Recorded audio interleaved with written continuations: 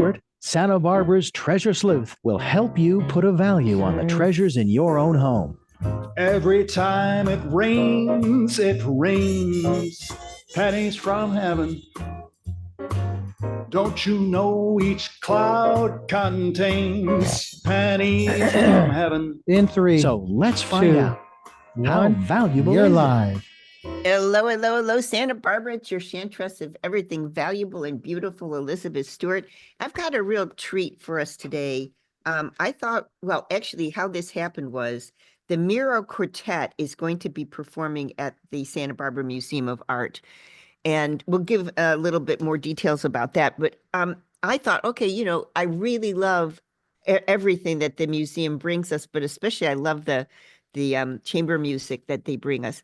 And the Miro Quartet is fantastic. So I thought, well, let me get in touch with the public relations expert and see if I can get the quartet on. And she said, well, the quartet is all traveling, but one of the founding members, Josh Gindele, it will be around if you'd like. And so I thought, okay, you know, what can I talk to Josh about for the entire hour? And then I looked into his background, and he's got such an interesting background that I said, yeah, I want Josh on for the whole of my hour. And what we're going to talk about, Josh and I discussed this. What we're going to talk about is the life of a real live professional musician and what that looks like. And so Josh Gindele is with us, and I want to tell you a little bit before I have him say hello, a little bit about what intrigued me about his background. First of all, he started performing or playing when he was very, very young, and we'll talk about that. But he also was interviewed in a magazine, and we'll talk about this, called Strings. And Strings magazine asked about his instrument, asked about the quartet, how many cellos he used when he started his Beethoven cycle recordings. But what struck me was, and I never thought about this, he states in the article, I have a bow problem. I love them. They all have their own sounds. They're balanced differently in the hand. The density of the wood is different. And he goes on for a couple paragraphs about bows. Now, you might think, well, it's the cello that matters. Well, we're going to hear why the bow matters. And I will tell you, Josh, I've had, you know, I'm an appraiser. I've had clients that have had nice, valuable violins, you know, hidden away in a closet somewhere. And the violin turns out to be maybe $500, but the bow turns out to be $1,200. And you know, and they're always surprised. Oh, the bow. So we want to talk a little bit about that, but also Josh is a fully rounded human being. A lot of people think about, you know, oh, a professional, especially classical musician, very buttoned up, etc. Josh has a couple of kids, a son and a daughter, George and Nora. He's a gym rat. He plays tennis. He's a married man.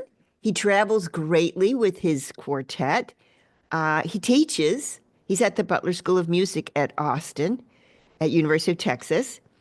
And he was willing to talk to me, having performed with Yo-Yo Ma, the New York Philharmonic, Pinchas Zuckerman, Joshua Bell, Midori, Andre Watts, and Menahem Pressler. So he continues to play on some of the world's most prestigious concert stages. And he also co-founded an online network sharing sites where you can meet musicians, professional and amateur, called Classical Lounge, which is a networking system that he's discovered and developed since, well, let's see, it's almost 20 years now. Yep. Yep. And there's Joshua. And hello, Joshua. Thank you so much for being with us. A little background about me and why I feel competent to interview Joshua on this. First of all, Richard, our producer, we've interviewed some incredible musicians together.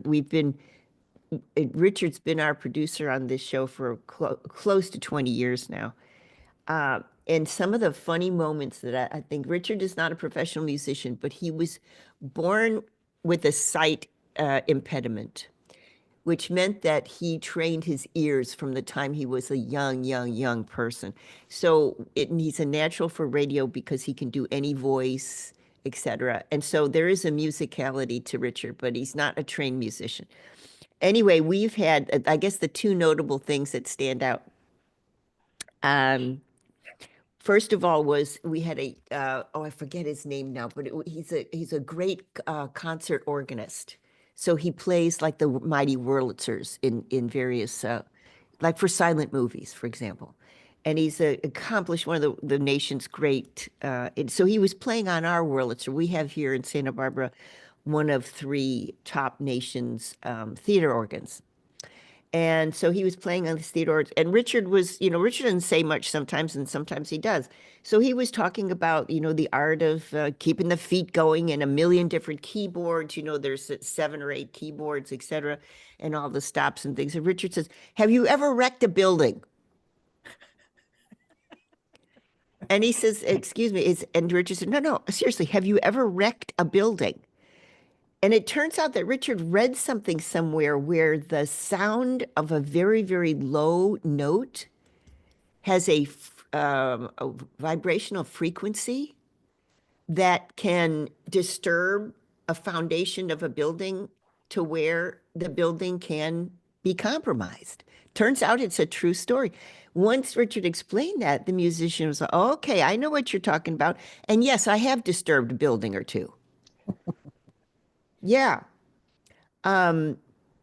Maestro, who's the director of the Mexican Symphony Orchestra? Who is that? I'll remember in a minute. Anyway, he was coming through town and he was going to perform at the Granada. And Richard said to him, was it Zubin Mehta? I don't know. It was a very, very well-known conductor. And so Richard said to him, "So you're playing Mahler. I love Mahler. Why don't you try it in a different key?" And so he was very gracious and he said, "Richard, it's in a certain key because a key is like a color. And a key is a color just so far as, for example, if you were to go to the Met and you saw the famous Picasso of the women coming down the stairs, which is a lot of oranges and yellows. And you said, let's change the oranges and the yellows to blues and greens. That would be a different color, different tone. That's why we don't necessarily change the key. But, once a composer writes it in a certain key, we don't change it. However, we do when we're doing, for example, opera, etc. We do change. So those two things always make me think of how interesting Richard's perspective on music generally is. So Joshua, don't be afraid. He'll probably pitch in some incredible questions. Great. And yeah, and so let me start with this. The Mira Quartet. Can you tell us about the season, for example? How do you choose? Do you all get together and choose the pieces that you'll play? How do you? Yeah, Yeah. that's a great question. I mean, we're lucky enough, we've been together for 30 years now, performing all over the world. There's a lot of great music for a string quartet. I mean, Beethoven wrote 16 of them. He only wrote 9 symphonies. So we have a real treasure trove of stuff to play. The great thing is that if somebody in the group has an idea or there's a particular piece that they're really passionate about or they really want to get out there on the concert stage, we have lots of opportunities to do it. So some of what we choose to play is based on what we love as musicians and we're passionate about as individuals also, but as a quartet. Some of it's dictated by the fact that there's just certain composers and pieces that audiences kind of expect to hear. For string quartets, it's Beethoven, it's Brahms, it's Debussy, it's Ravel, Schubert. So we have to include some of those like old war horses that everybody sort of anticipates hearing on the concert stage. And then a little bit of it is dictated by what our agent and manager thinks will be saleable. and that people will like. But we have to find a good balance between bringing things that are new, maybe written for us, and then bringing the audiences things that they're familiar with and they want to hear, some of the great older works that everybody just kind of turns up for. It's an easy way to sell tickets when you play Schubert's Death in the Maiden Quartet, So it's a combination of a little bit of everything. So, when you think about what I was struck with some of the selections, that they are slightly different, that you're than other quartets, that you're actually doing premieres and new music as well. I'm thinking of some of the performances that you've done, for example, at in Hong Kong or at the Lincoln Center. So you're doing things that are not typical, and you're throwing them in there. So how Yep. do you select the things that are new and premieres? Sure. Well, when years ago we were doing a graduate assistantship back when we were still students at Juilliard with the Juilliard String Quartet, and one of the great legacies that they left on our world was that they commissioned an enormous amount of music for string quartet, some of which has now become kind of standard literature that everybody plays. The Bartok string quartets, as an example. That was a goal for us, just seeing what they had done and how they had contributed. It felt like a really important aspect of being a string quartet and having a career that had longevity. When it comes to choosing who those composers are, years ago, I think when we were maybe a little less known and didn't quite have the flexibility to name those composers as readily as we do now, we would take advice from concert series like the one in Santa Barbara or Palm Springs or San Francisco or wherever, and they would say, we really want to commission so and so to write a string quartet. Would you be interested in premiering it? We no longer do that. That has led to some great commissions that we've loved, pieces that we think are great, but it's also led to some stuff that we've only played once or twice and not done again. And that's not ideal. When we have a new piece that's written for us by Kevin Putz or Caroline Shaw or somebody, we want to go out and champion it. We want to make it part of the repertoire. We want to play it for 3 or 4 years. We want to play it 100 times so that audiences all over the world, like you mentioned, Hong Kong or Lincoln Center, they all get to hear this wonderful music. So we curate these composers very carefully. Most of the composers that we commission, we have relationships with already. We know them from music festivals, or they are performers themselves, like Caroline, and we've played concerts with them. And so we have a personal relationship with them, but then also there's something about their music that really captivates us, and we know will present well in front of an audience. So it is a sort of a little dance we play with composers, and I think maybe we could be accused of commissioning the same people too many times because we just love their language and we think it, and we know how it plays. Like, you get it on a concert stage and the audience is really excited about it. New music can be dangerous in certain situations. A lot of people don't love to hear new music, and so it can be received poorly if it's just not chosen well for the situation. So we're just really cognizant of all those things. And lastly, one of the ways that we get music out there is when we commission a piece like, from Caroline Shaw, let's say, we organize with 5 or 6 different concert series all over the world to become co-commissioners, so that at the very least, that piece is premiered 5 or 6 times. So it's not just one performance, because that gives us time to live with the music and get to know it better. It gets a chance for us to see how audiences respond to it and whether it's worth keeping and continuing to perform. And so that model has worked really well for us for the last 15 or so years, and that's what we continue to do now. And am I understanding that you live in Austin and that you really thrive on the music scene in Austin? We moved down here 22 years ago to join the faculty of the University of Texas. Austin is known as a music town. Now, classical music, maybe not so much. At least 22 years ago, it's really grown a lot over especially the last 10 to 12 years.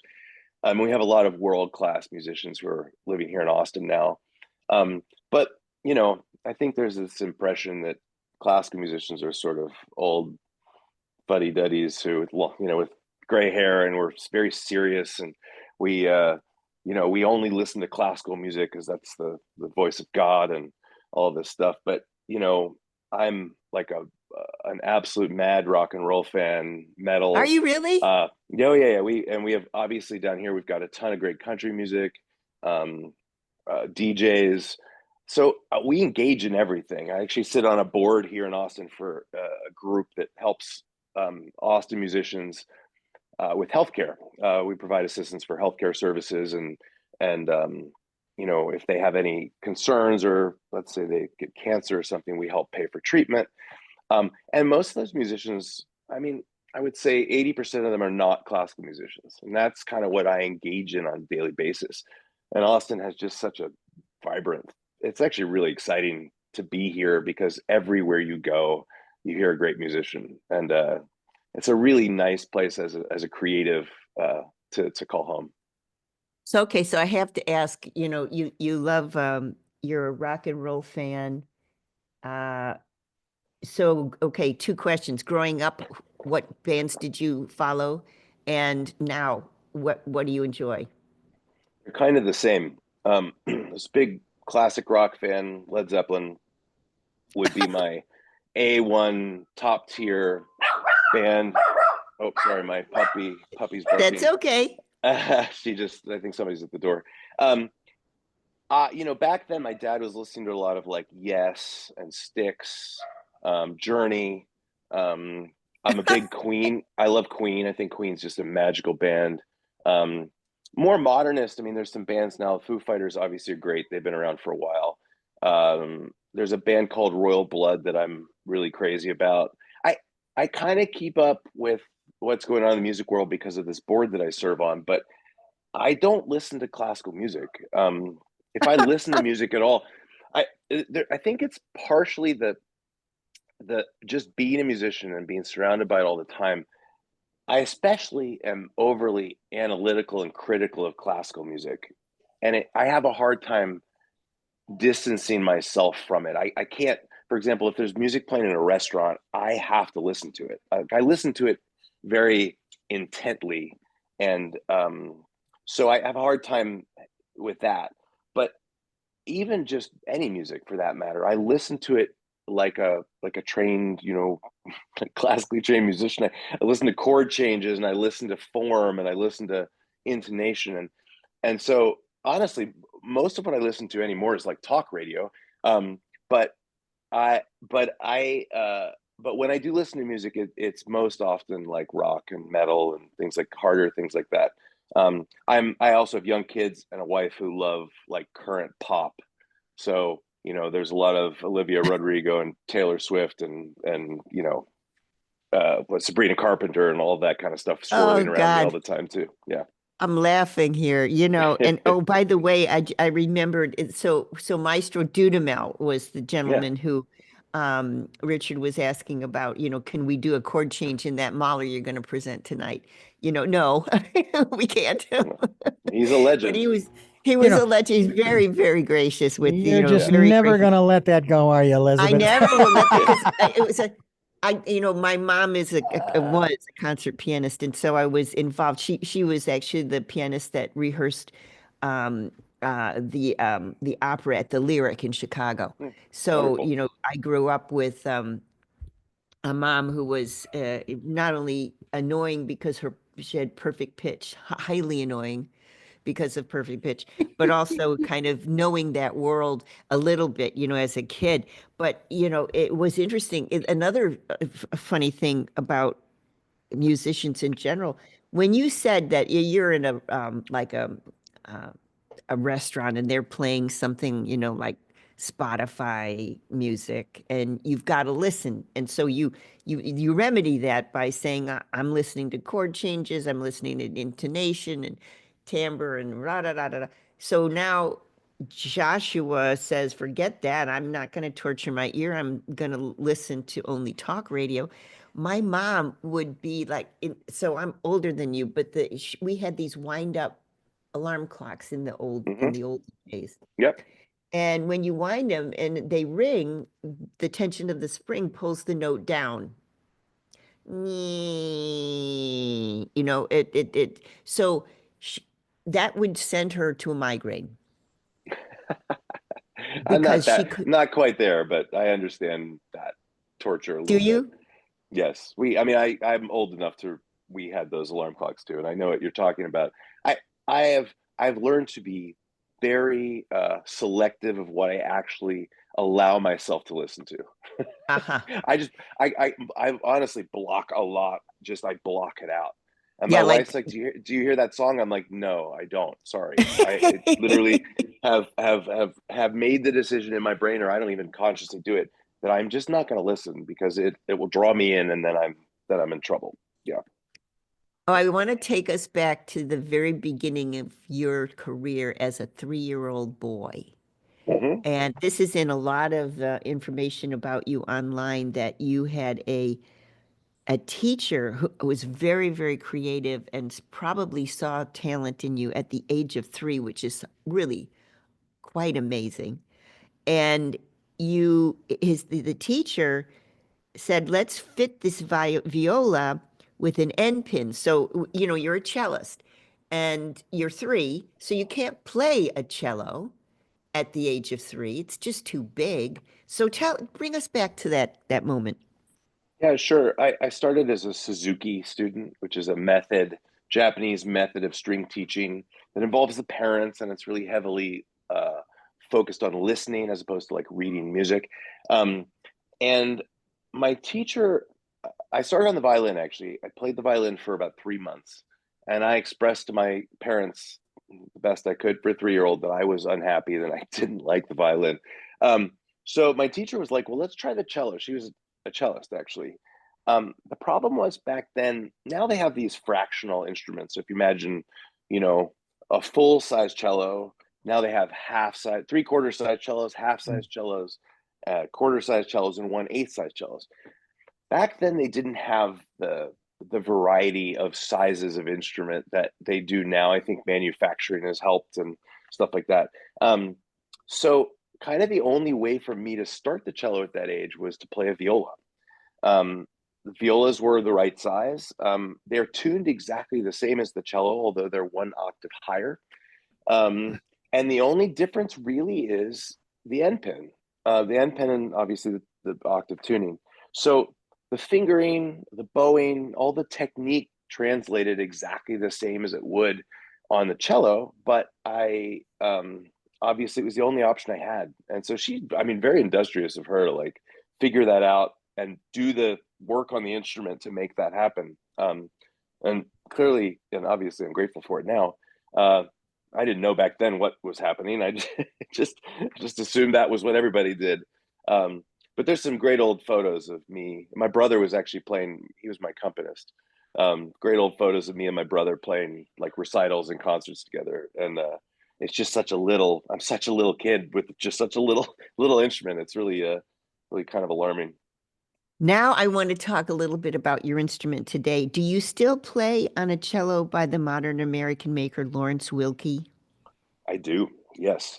Um, Okay, so uh, I've got a couple of questions for you on that. So sure. the cello that you currently play on, it's well, at the time of the writing of this article that I researched, it was 6 years old.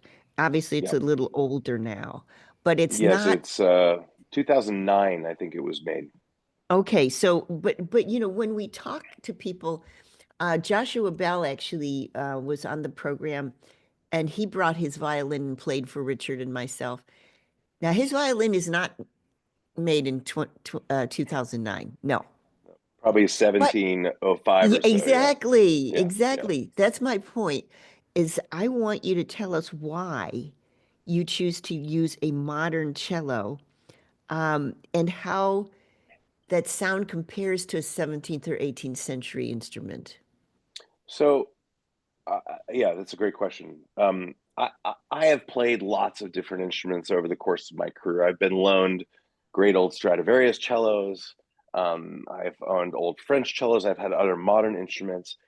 And when it comes down to choosing an instrument, I think there's a mystique and an aura about something that is old and made by, let's say, a Stradivarius, a very famous maker. And I think that's great. And I think there's something to be said for that. I love antiques. I have a lot of antiques in my house. There's something about them that there's some warmth to them. And I really appreciate their presence among a house that is, also has more modern things. Um, when it comes to instruments, and I was saying this to my daughter's friend last night because I let her play my cello. Uh, um, Value does not directly correlate with quality and sound. The older instruments from famous makers are valuable because they were made 300 years ago and they were made really well and they survived for 300 years and were played. Um, Now, there are instruments that are currently being made, like mine, for example, that I would compare very favorably with some of the greatest instruments ever made as a cellist. I love my cello, and everybody hears it and they play it and they're like, this thing is magical. And Larry is a fabulous craftsman and luthier. That said, I've probably been lucky enough to play 6 or 7 Stradivarius cellos in my life. 4 or 5 of those sounded fabulous. And I vividly remember one sounding fairly terrible. And again, the name and the age and the value does not directly correlate with how it sounds. Now, the great makers, of course, their percentages are higher. The bulk of Stradivarius's instruments sound great. And I loved playing on some of the old ones and things that were loaned to me in the past. But I I found this modern cello. It was actually being played by a colleague of mine, so I didn't commission it. Um, and the minute I heard it, I said to him, he's one of my best friends. I said, if you ever want to sell this cello, call me. And that moment, he said, I'll do it right now. I was like, great. So we called Larry Wilkie, the maker, and we had Larry make a second cello for my friend Nick, and I took this one. Um, one of the things that I appreciate about not having a great old instrument, well, I have couple things. One is their value is so high. I mean, millions and millions of dollars. That first off, the insurance is outrageously expensive. There's a lot of liability to just traveling around the world with something like that. A lot of the musicians I know don't talk about what they're playing because they don't want people to know. So there's that liability and feeling of responsibility for this great instrument that has survived hundreds of years. The second is that because they are old, just like antiques, they're not as healthy as something that was crafted the exact same way but newly crafted. Now, with furniture, I mean, this as an appraiser, right? Furniture's not made the same way it used to be. String instruments are made exactly the same way they used to be, with the exception of the assistance of some power tools for rough cutting now. But nothing has changed. So you compare the health of an instrument from 1700 and you compare the health of an instrument from 2009. The older instrument's going to struggle more with climate change, with humidity change, with cold, with heat, with even just being bumped around a little in transit when you're on an airplane or you're walking through an airport. I pulled my cello out of its case, which is now 16 years old, and it is the exact same instrument every time I pull it out of the case. I never have to think about whether a crack opened up or a seam needs glued. And it's not finicky in any way. And again, everybody has their own thing. I value that enormously. For many years early in my career, I was like searching for the perfect instrument. And I think as I've gotten older, I've become less and less finicky and a little less discerning because I'm like, most of the sound is being made by me, not the cello. So I came across a really spectacular instrument that was made by a wonderful man who I love to go see. He's one of the sweetest human beings on planet Earth. Um, I actually I really enjoy our time together, and I love the fact that my instrument can be cared for by the person who made it. Um, so Oh, there's a lot there. It's a very very nuanced topic, and every musician will probably say something slightly different about the value of old instruments or the soul or whatever. I I don't know. Maybe as I've gotten older, I've just cared less and less about it. But I'm really very content with the instrument that I have. so Richard's giving us a sign we got to go to quick break, Joshua, but I Yep. wanted to mention that your recorded Beethoven cycle, which begun in 2004 and concluded right as the pandemic was starting, the early quartets were recorded on a old French cello, and then Yeah. you went to a cello that belonged to Pablo Casals, and then you Yep. played a Stradivari for a couple of opuses, and then you played two new cellos, Yep. and the new Wilkie that you're talking about that was custom done for both you and your friend. And what people don't realize is we're listening to that recording, for example, and there's at least what four, five, six different cellos that you're playing, and as well as some of the other members of the quartet that changed instruments at least three times. So Yep. we don't know this in the civilian world. We just don't know Sure. that this. Yeah, it's a change. Well, people can listen to them and compare them, and you can reach me on social media and tell me which cello you like the best. Uh, That's an idea. I mean, it was just quickly. It was recorded over such a long time, in different circumstances that people were bound to change instruments. And as we got a little more known in the music world, people were more likely to loan us things like the Casals cello that I had or the Strad cello that I was able to play. So it's hard to pass those opportunities. But yeah, you're right. It's a little unique that I was mixing and matching instruments. At one point, the late quartets, I owned two cellos, and I would make a decision which one I was going to play on a particular recording. So when we get back from the break, I want to talk a little about your bow problem. And I want to talk a little bit about the sound of the cellos, because I was reading somewhere, and I just made a handwritten note that the Mira Quartet is really desirous of a strong, supportive bass kind Yep. of, and I think it was described in this particular article as kind of building the sound from the bottom up. And I want to talk about what that actually means when we get back from the break. Richard, let's go to Sure. quick break. And by the way, the Mira Quartet's music is bringing us in and out of each break. And Josh Gindele is with us, who is one of the founding members of the quartet. And it's so interesting because we're talking about his life as a musician, specifically a cellist. Things I never knew that cellists play a million different cellos, and they are encouraged to, but not talk about it too much. Don't turn that down. Back in a minute. All right, you're clear. Hey, Richard, how long is this break? Oh, I can't hear you. Sorry. This break is going to be a minute and a half to 3 minutes. Okay. Okay. I'm just going to run out, and I'll be right back. Go ahead. Go ahead. I just need to say hi to somebody. I'm just coming out to say I'm on a. Oh, I didn't mute myself. Oh, that didn't sound good.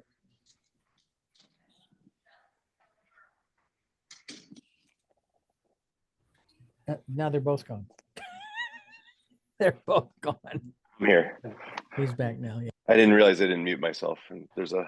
No, that's fine. No. but That was you- fine. I just noticed. Oh, now they're both gone, and I guess I'll be carrying this one myself. There you go. It's all you. Yes, back as in my childhood, I played the piano and the violin. Nice. And I remember my piano teacher, Mrs. Graneri, taught me how to play Ode to Joy. And let's see, what else? Oh, I played the baritone. I tried to learn the ukulele. My father tried to teach me. It just didn't stick. And It's a lot. I have his harmonica. And let's see, the baritone in high school, and that's about it, other than Yeah. singing. Well, that's a lot of Yeah, well, that would be the extent of my dialogue. yeah. We could stretch it. Don't worry. I'm good at this. We Absolutely, can stretch anything. absolutely. So Josh, I Um, think I think Miro's not coming this season, but we're postponing the performance. Is that correct? Yeah, we were supposed to be flying out there today, and Yeah. one of my colleagues has been in the hospital. Yeah. Right. I just got a message that yeah that email went out. That's a shame. Well, I was looking forward Yeah. to it, but yeah, you'll be coming back, I'm sure. Yes. Yeah. Yeah. I'm glad we're coming. We felt terrible. We haven't canceled concerts for any illness really in 30 years, and this is kind of a first. So we were navigating it for the first time, but our manager did a nice job, and I'm hopefully we'll make it up. You know. I tell you, it's not a great time to be in California right now Yeah, anyway. I know. I know. It's terrible. To We're tell you the supposed to truth. be. We're coming in 2 weeks for the Grammy Awards. Which is the first weekend of February, which they are still having as of now. So we'll probably see what the extent of things look like in a couple weeks. So it's interesting. I don't know if this is, hey Richard, can you hear me? yes, I can hear you.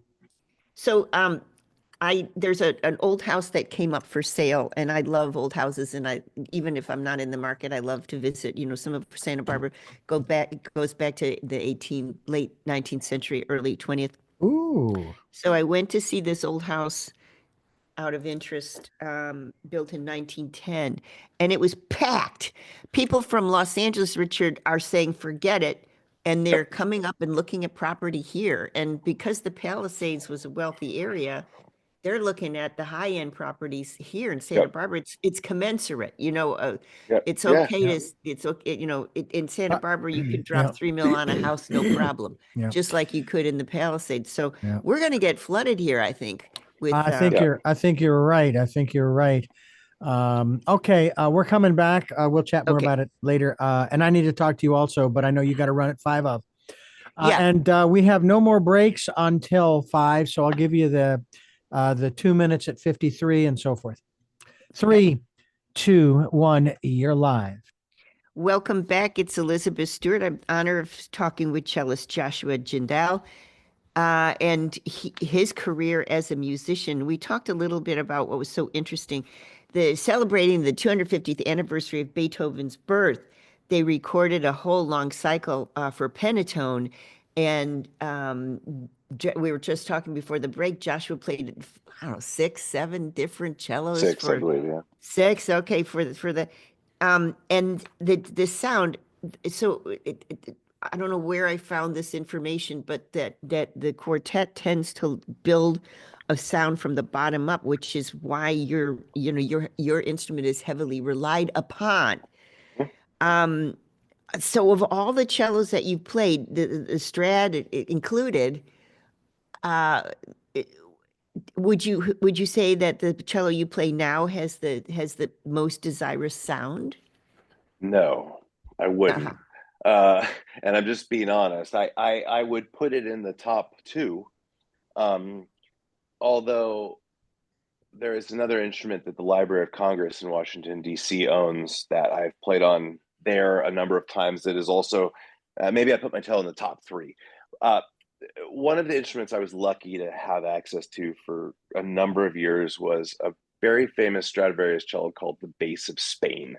Ah, It's one of the most well-preserved Stradivarius cellos in the world. It just was sold by the collector who owned it when I had access to it. Um, and that in I've never played a cello that I felt like sounded like my human voice. ah. That's what I'm always looking for. I'm looking for a timbre and a range that mimics where I speak and sing. Um, and that cello was magical. That cello is out of reach for a musician like myself.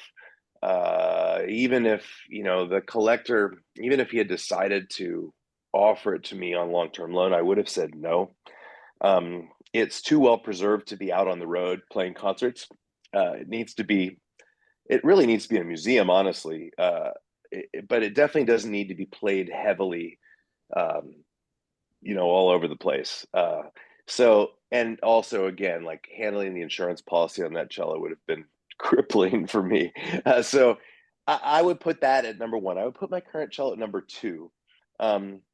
This is not necessarily true all around, but the bigger the cello, it tends to be a bassier instrument. And so my current cello is quite large. I'm a big guy. I'm 6'2", 200 pounds. So I can handle it. It doesn't look funny in my hands. But I have some students who are smaller. I have a young Korean student who's right around 5 feet tall, and it looks like she has a double bass in her hands. Like Uh-huh. it just looks massive. But it suits what I need it to do very well, and it's really, really consistent. And again, like I said earlier, I know exactly what I'm getting with it every single time I pull it out of the case. So I'm honestly very grateful I found it. It doesn't happen to a lot of musicians. A lot of musicians spend their whole lives looking for that instrument. And I found one that was palatable from a financial standpoint, and one that really did what I needed it to do in the string quartet, or even if I'm playing a concerto with an orchestra or a sonata, or even sometimes it's rare, but I'll at a music festival, be in a little chamber orchestra or something. It can manipulate to do what I need it to do in all those circumstances. Okay, so two very personal questions. Number one, when you talk about the bass of Spain, a Strad that was built in 1713, we're talking about an incredibly valuable instrument. You mentioned it was sold. Do you mind telling us what it sold for? I don't know the answer. I can Okay. tell you, that when I heard it was being put on the market, the number that was floated was around $25 million. But I don't know.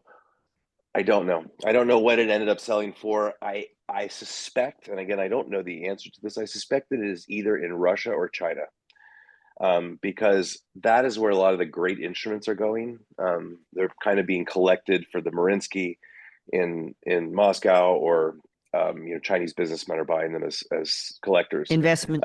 Yeah. Yeah, exactly. But I don't actually.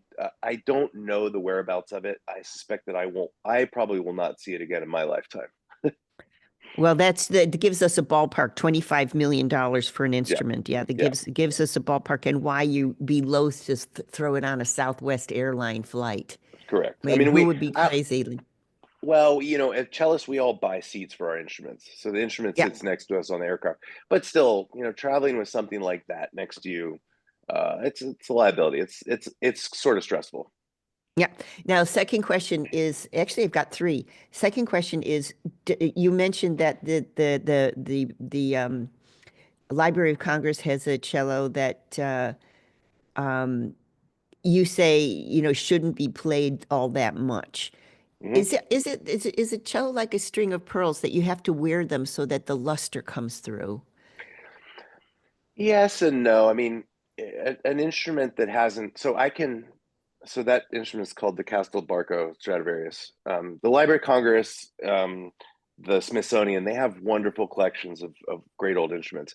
And they are played periodically in celebratory concerts and such like that.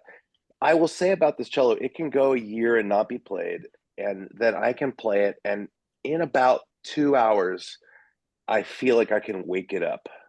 Ah, Um, I feel like I can get it back to where it should be as long as I play it well and really make good sounds on it for a couple of hours.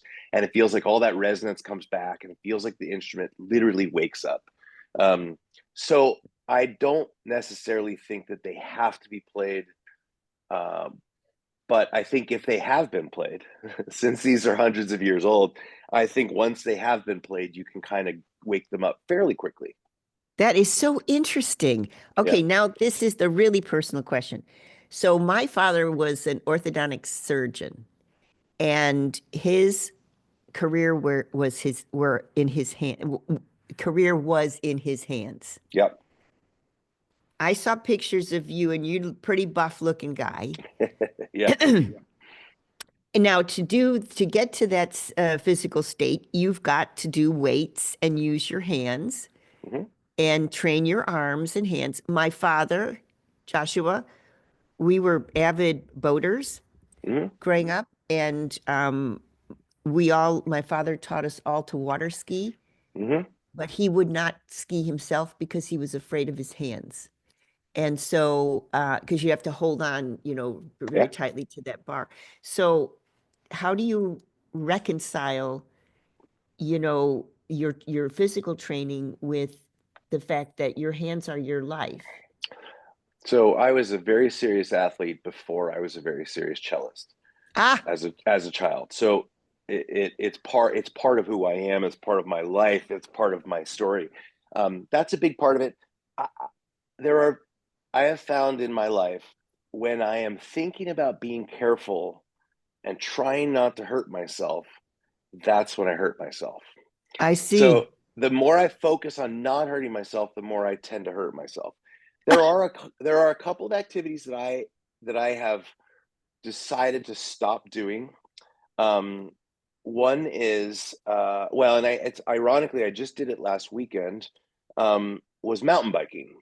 I was in Sedona, and I was with a gentleman who was a very serious mountain biker, and I agreed to go on a mountain biking ride with him. But I told him, I said it can't be too technical and difficult because when I first got to Austin, I was mountain biking a lot, and I would, you know, like my tire would stop on a rock, and I'd go shooting over the handlebars, and I'd sprain a wrist or break a finger or whatever. Um, and so I there are a few things that I don't do, but I did it. Like I did it last weekend. I still ski a lot.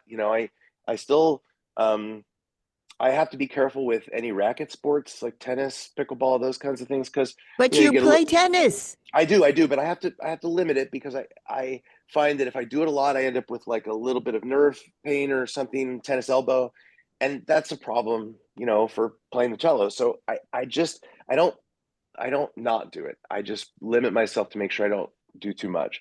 But again, when I've been careful, that's often when I've hurt myself. So I just go for it. Live my life and just go for it. Okay, before we have to say goodbye, the Grammy Yep. Awards are coming up. You're Yeah. coming. Yep. Yeah, it's February 2nd, I believe, or first, second, I believe. Yeah, we're nominated this year in the chamber music category. We were nominated last year too. Unfortunately, we didn't win last year, but you know, nomination is a good thing. Um, but it's a big fun party for musicians, and I try not to have too many expectations going into things like that. So What we'll are just you come. nominated for? It's an album called Home, which was our most recent release. That is all American music. Two pieces we spoke earlier that we commissioned by Kevin Putz and Caroline Shaw. The Barber String Quartet, which has the great Barber Adagio, which most people are familiar Yep, with. yep. Um, and then a piece by George Walker, which is just stunningly beautiful. I can't wait to hear it. And Joshua, thank you very much for sharing a little bit of your life as a professional cellist and chamber musician Yep, and professor and gym rat and tennis player and father and traveler and as athlete we hear yep. now. Yeah, well, Very thank you. interesting. Thank you, Joshua. I look forward to meeting you in person soon. You too, Elizabeth, Richard. Thank you for having me today. Thank you. All Bye. right, bye. Thanks, Joshua. All right, You're folks, welcome. you are clear. Great. I'm going to run off to another obligation. Yes. Thank you guys for having me. I really appreciate it. Thank you. All right. Take care.